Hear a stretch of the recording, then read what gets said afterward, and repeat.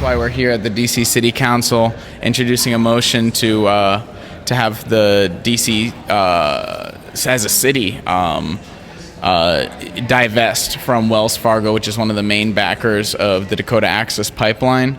For us, that's our principal concern, but also has a history of predatory lending practices and other practices that reinforce the colonial and oppressive relationships that underlie the financial and capitalistic nature of this country.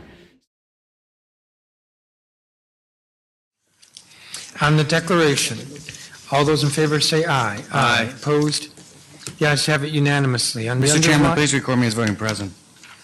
The ayes have it unanimously. Mr. Grosso will be recorded as present. On the underlying bill, which is Bill 21-539, Mr. Evans. So moved, Mr. Chairman. Discussion. Mr. Chairman?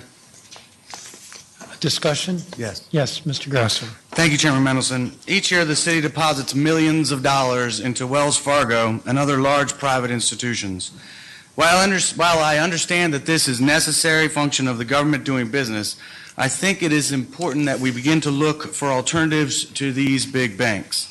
The FY14 general fund balance was $1.87 billion. This pot of money includes revenues generated from income and franchise taxes, property taxes, sale and use taxes, and other sources.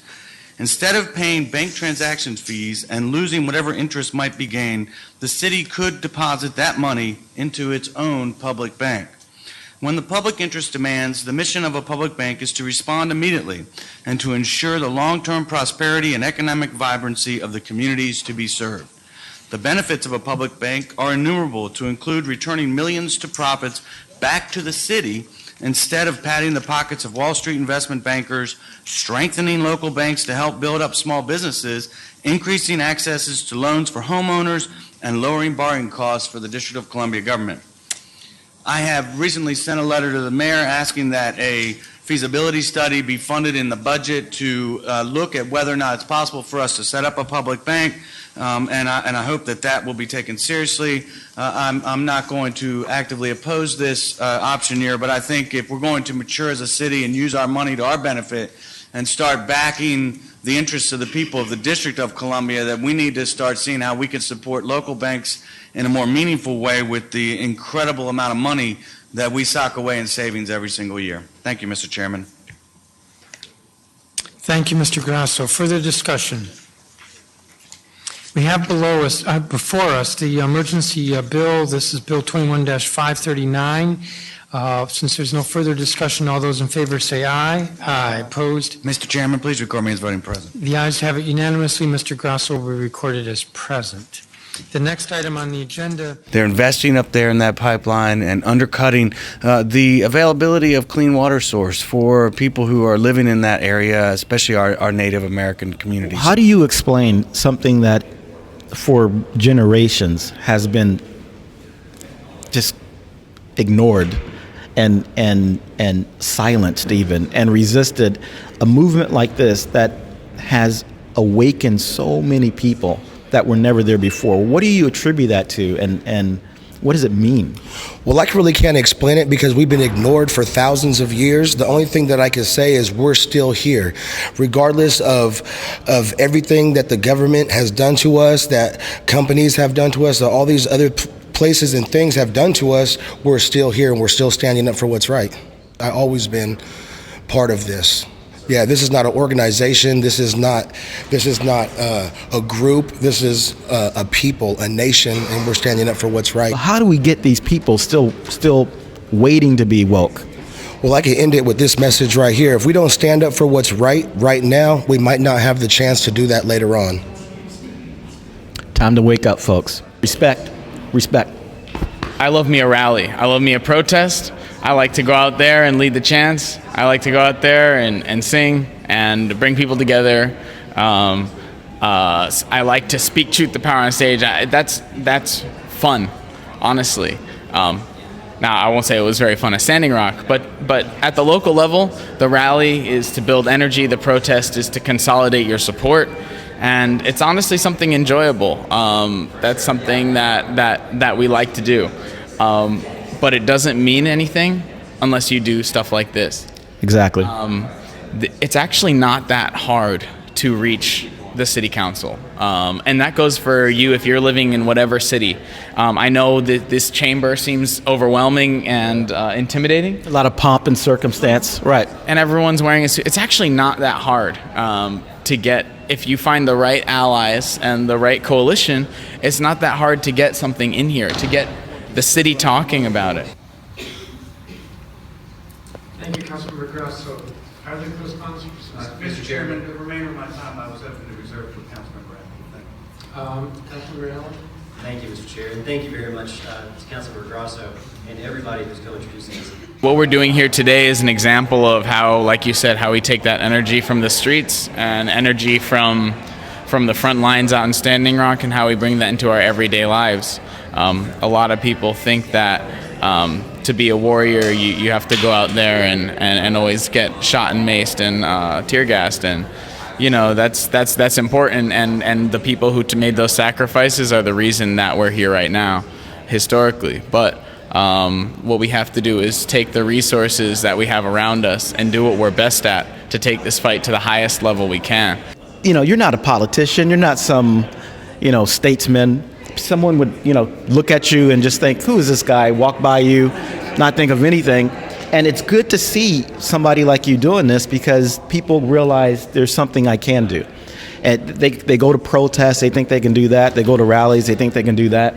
They might take money out of a bank because they think they can do that. But they might not think you can actually get a motion in front of a council. And it's the same people who are protesting and rallying and taking their money out of banks. This happened all within the past 2-3 weeks. See, that's... I know people don't know that.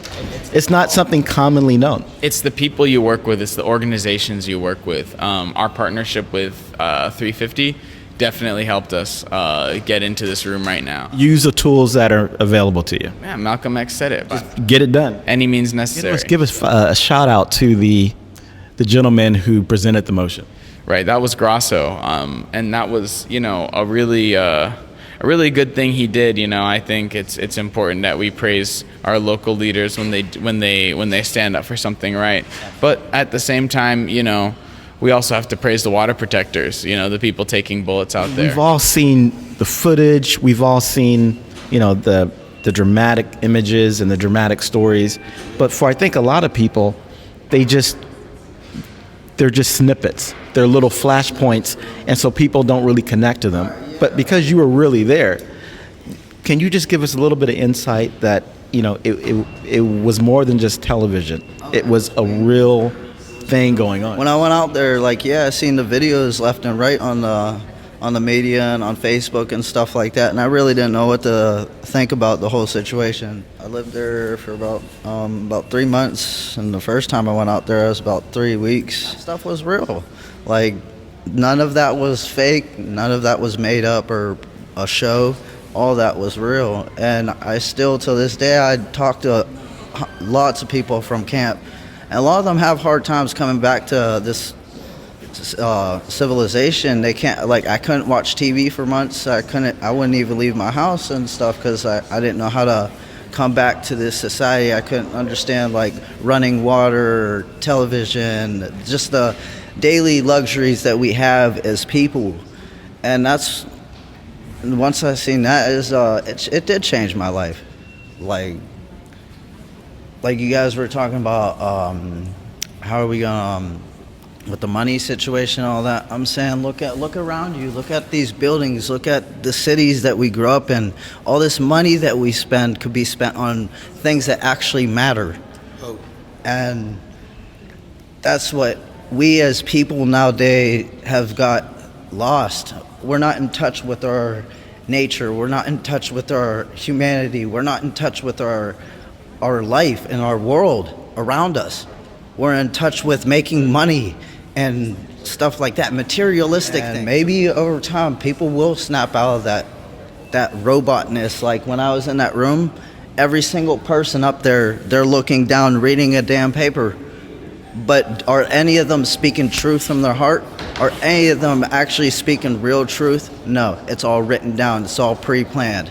This is all fake. Increase the 5-year not to exceed option period amount to $12,408,396. The contract with Wells Fargo is to continue to provide a wide variety of multiple banking services for the District of Columbia. It rises to the call to just take a look at the histories of the finance and revenue council members since the passing or the pushing forward of this resolution depends on this committee.